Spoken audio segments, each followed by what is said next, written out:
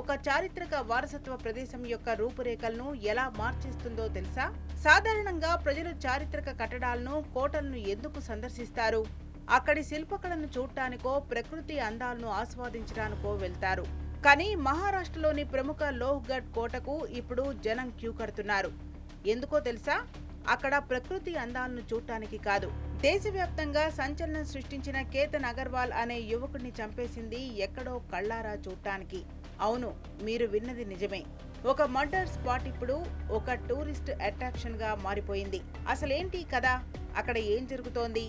ఇప్పుడు వివరంగా మాట్లాడుకుందాం.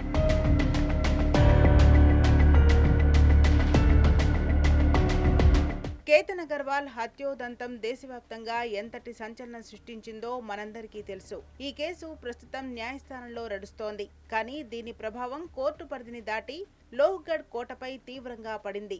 ఈ ఘోర నేరం వెలుగులోకి వచ్చినప్పటి నుండి లోహ్గఢ్ కోటను సందర్శించే పర్యాటకుల సంఖ్య ఒక్కసారిగా సుమారు 25% పెరిగిపోయింది.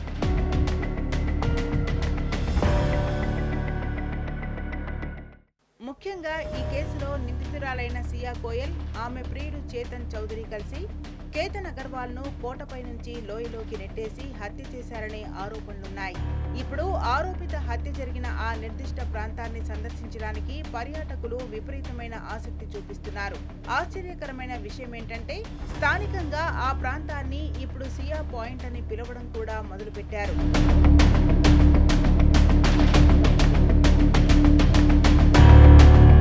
ఒకప్పుడు కేవలం ట్రెక్కింగ్ కు, ప్రశాంతతకు కేర్ ఆఫ్ అడ్రస్ గా ఉన్న ఆ ప్రాంతం ఇప్పుడు ఒక క్రైమ్ స్పాట్ పట్ల ఉన్న కుతూహలంతో ప్రజలందరి దృష్టిని ఆకర్షించే ప్రధాన కేంద్రంగా మారింది. అక్కడికి వచ్చే చాలా మంది పర్యాటకులు భద్రతా సిబ్బందిని, ఇతర సందర్శకులను ఆ హత్య సరిగ్గా ఎక్కడ జరిగింది, ఏ పాయింట్ నుండి కిందకు తోసేశారు అని ఆరా తీస్తున్నారట.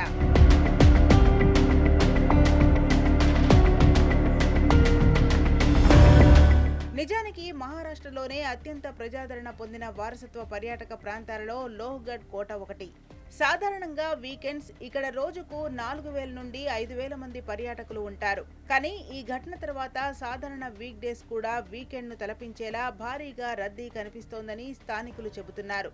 వచ్చిన వారిలో మెజార్టీ జనం కేవలం సియా పాయింట్ చూడటానికే వస్తున్నారు.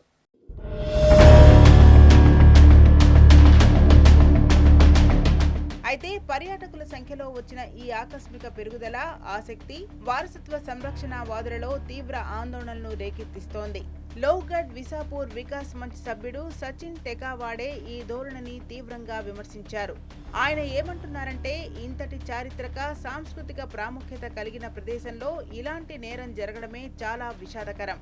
అలాంటిది ఈ దారుణమైన హత్య కేసును ఒక పర్యాటక ఆకర్షణగా మార్చటం, చారిత్రక కోటతో ముడిపెట్టడం మరీ దారుణమని ఆవేదన వ్యక్తం చేశారు.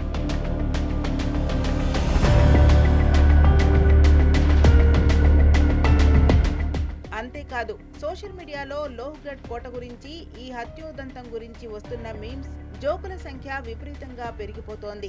ఇవి కోట యొక్క పవిత్రతను, చారిత్రక ప్రతిష్టను మరింత దెబ్బతీస్తున్నాయని సంరక్షకులు హెచ్చరిస్తున్నారు.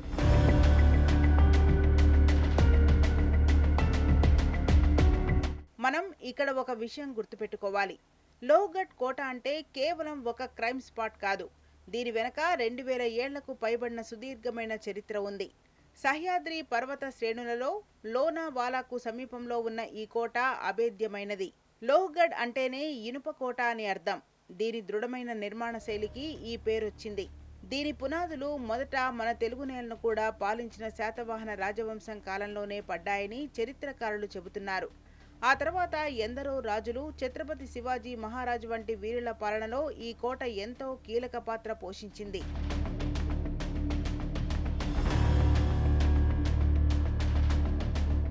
మహారాష్ట్రలోని మావల్ ప్రాంతంలో ఉన్న ఈ కోట లోనావాలా నుండి సుమారు 11 కిలోమీటర్లు, పూణే నగరం నుండి సుమారు 60 కిలోమీటర్ల దూరంలో ఉంది.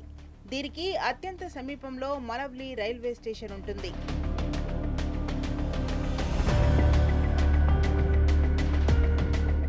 ఒక నేరం జరిగినప్పుడు సమాజంలో కుతూహలం ఉండటం సహజం.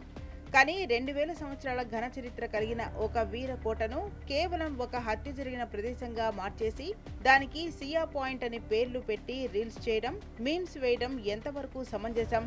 పర్యాటకులు చారిత్రక ప్రదేశాల విశిష్టతను గౌరవించాలి గాని ఇలాంటి నేరాలను గ్లోరిఫై చేయకూడదు. దీనిపై మీ అభిప్రాయం ఏంటో కింద కామెంట్ సెక్షన్ లో తెలియజేయండి.